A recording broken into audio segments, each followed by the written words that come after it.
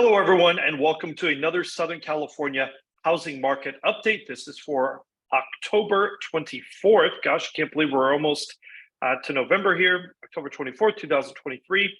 I'm your host, Stephen Meade. I'm the managing broker here at Domicile Real Estate, and we're going to talk a little bit about what is normalcy and are we entering a period of normalcy? To most people, if you ask them what is a normal real estate market, they will start describing some kind of market of the past, usually pre-pandemic, something kind of in the mid-teens, and they'll say that's a normal real estate market. But the reality is a normal real estate market is whatever an equilibrium and a stable, non-volatile market is. In fact, that really is the state of the new normal, because that's what we call what normal is when the market is in a place of stability. And I think there might be some signs that, as strange as these market conditions are, that they are in fact defining a bit of a new normal. I've got the data to kind of prove this. So let's go ahead and get started here and kind of go through, because I think you guys might want to see this. Let's bring this up here.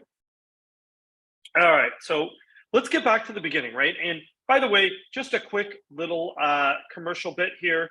If you are looking to buy or sell a home in Southern California, we would love to lend you our expertise. We are the experts in this area.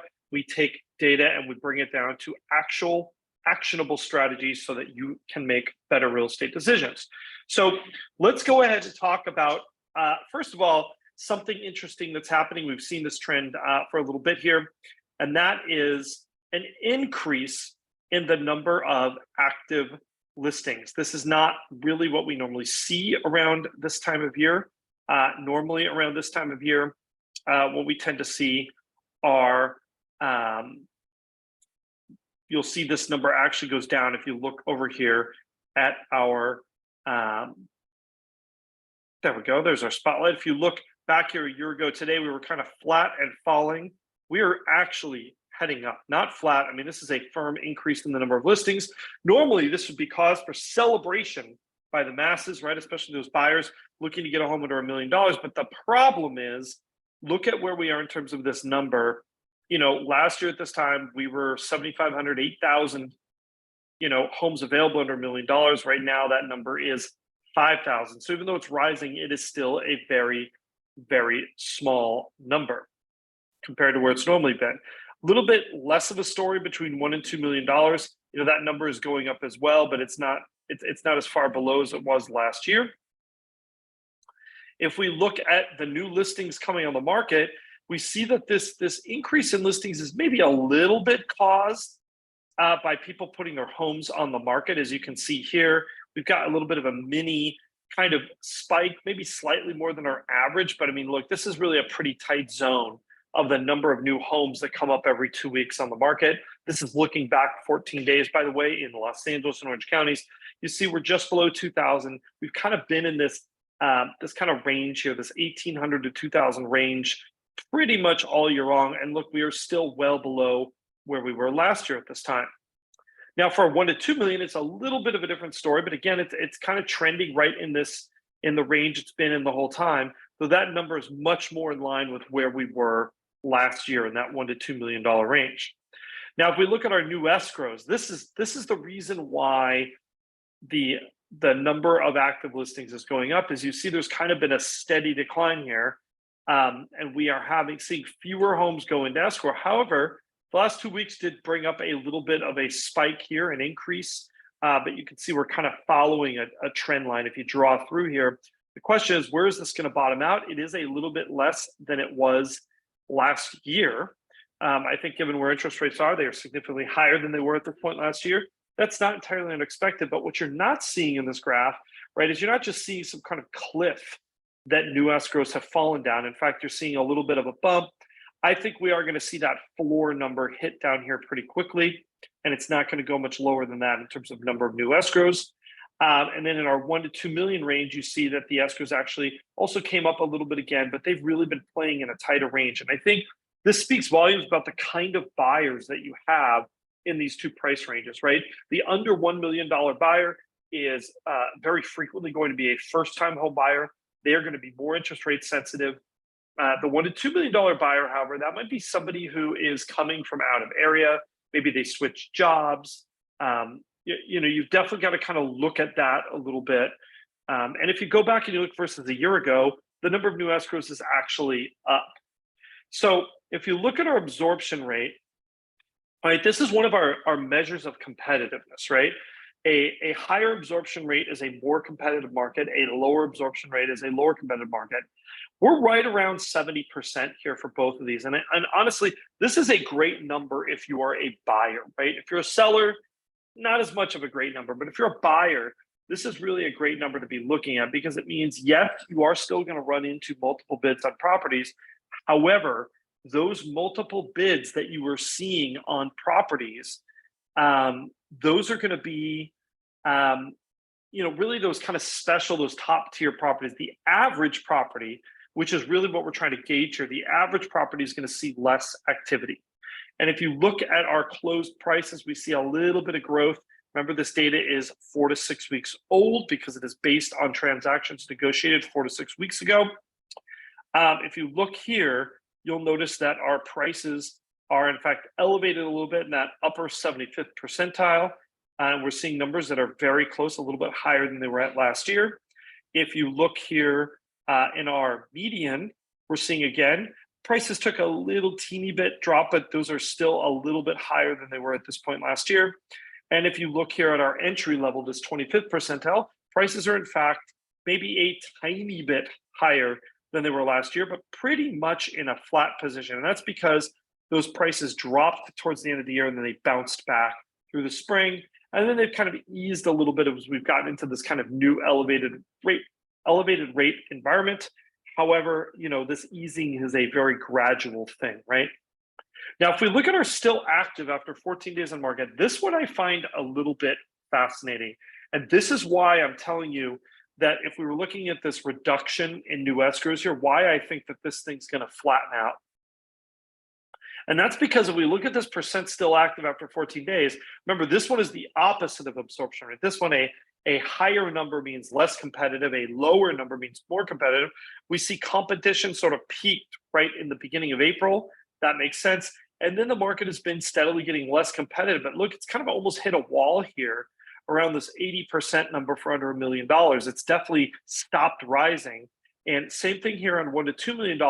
Now that's kind of in that 84% level. It also has leveled out and stopped increasing. And we are still more competitive than we were at this point last year, which I think is interesting to note. So I do feel like we're kind of reaching this point of stability and equilibrium.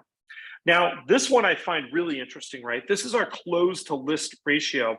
And this has been kind of a bit of a tough number, right? Because ever since the spring, we have been consistently, homes have been selling for over list price, both under and over $1 million. And finally, that is really starting to get back to that 100% level. I think what you're going to find is, we're going to see it hover around 100%, not because that, not as a sign of the strength of the market, but frankly, as a changing pricing strategy. A lot of sellers and agents are encouraging sellers to really list low to get multiple bids to get buyers off the fence. That seems to be the strategy that is pretty prevalent right now and the one that is working.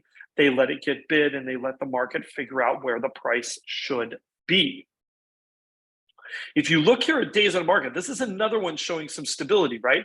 We had days on market sort of peaked in January of last year, and then it's been steadily going down ever since. It kind of hit a bottom in June and bounced back a little bit, but now this number is just looking steady. And frankly, it's around 30 days for both of our price categories. We're not seeing that huge increase in days on market for new contracts. Another sign that the market is actually in a point of stability.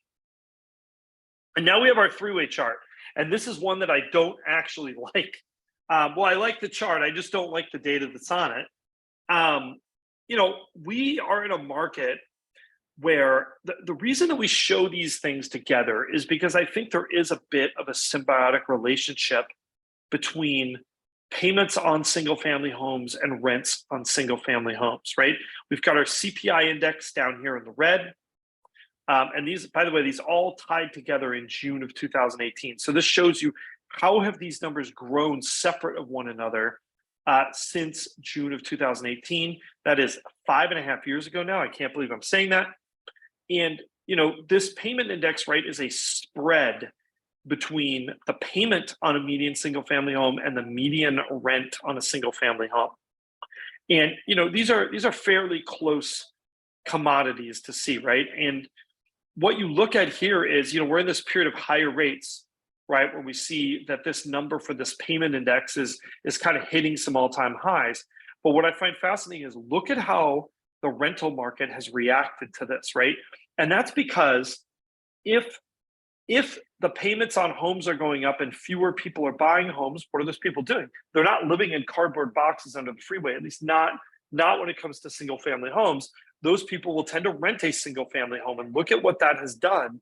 It has caused that number to also rise up. Look where we were at this point last year. We've seen that these market rents on single family homes have steadily kind of moved upward. Now, it does tend to trail a little bit. And I've said this multiple times. I do not like when these graphs are really far apart. I think that is not a long-term sustainable thing. I think that the cost of housing can go up faster than inflation. In fact, the cost of housing has gone up faster than inflation through history. But what I find kind of interesting is that when these rent and buy numbers start diverging, that can't be a huge permanent divergence that's this large. And you'll see the rents are starting to jump up to try to bring these close together. I think if we get a little bit of rate relief, we're going to see these come closer together. And it seems like the place where the market is comfortable is when we've got one bar or a 20% difference between these two numbers. Now, our final chart is ugly here. Where are mortgage rates as of today? Well, they eased back below 8%. This is where I get to tell a fun little story. My mom was in banking, right? This chart's really kind of ugly. I just don't want to look at it. So we're going to go off share. My mother was in banking, both before I was born and when I was very young. This was her career. And, she tells me stories in the early 1980s of double-digit mortgage rates, right? And this wasn't 1 month where these things were this high. I mean, this was a period of gosh, I think it was about a 12-month period when rates were over 10%. Prevailing rates for mortgages. So, sometimes when I see these numbers and I see people complaining about them and they say they can't get any worse, well, they absolutely can get worse, and they have been worse in the past. See, I'm not seeing that screen share come up again here. I don't know if I've lost that. That was our last slide, but, people are asking me, what do I think is going to happen on these mortgage rates? And do I think that this means it's a terrible time for first-time buyers to buy a house? And, I had lunch with a client today. He knows who he is if he's watching this. And he said something that I think was really, really a piece of wisdom that seems to only come to people after they've owned a home for a while. And that is, no matter what the time period is, there is always something. And I think people are looking to some, golden era when all of the stars will align and it will be cheap and easy to buy a home and they'll have tons of selection. And the fact is, there's always at least one something right there, whether that means that the rates are higher, whether that means that the prices are high, whether that means there's not a lot of selection, whether that means people are worried about the future, so they'd like to buy, but they're afraid to. There's always something. And I tell people, if you're waiting for that perfect moment, you're going to be waiting forever. There is no such thing as a perfect moment. What you want to do instead is analyze, is this a good moment for my objectives and what I need? What are the pros? What are the cons? What are the risks? And what are the opportunities? That's all I've got for you this week, everybody. Thank you for watching our Southern California housing market update here for October 24th. Don't forget to like, subscribe, and hit that notification bell. And of course, if you are looking to buy or sell real estate in Southern California, we would love to lend you our expertise and strategy. Also, definitely share these videos if you get some value from them. Share the wealth of knowledge on that, and we'll see you again real soon.